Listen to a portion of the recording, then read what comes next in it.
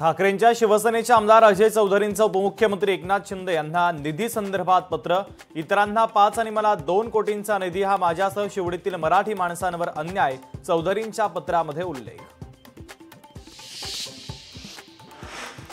दिल्लीतील स्फोट प्रकरणी छत्रपती संभाजीनगर रेल्वे स्थानकात हाय अलर्ट। रेल्वे स्थानक परिसरामध्ये पोलिसांचा बंदोबस्त वाढवला।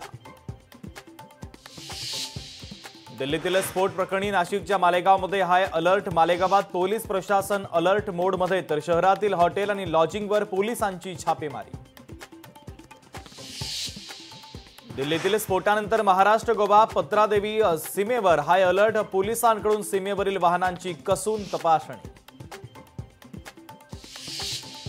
प्रवक्ते पदावरून काढून टाकल्यानंतर रुपाली पाटील ठोंबरे नाराज। उद्या रुपाली पाटील अजित पवारांना भेटणार। प्रवक्ते पदावरून काढून टाकल्यानंतर अजित पवार यांच्यासोबत साधणार संवाद।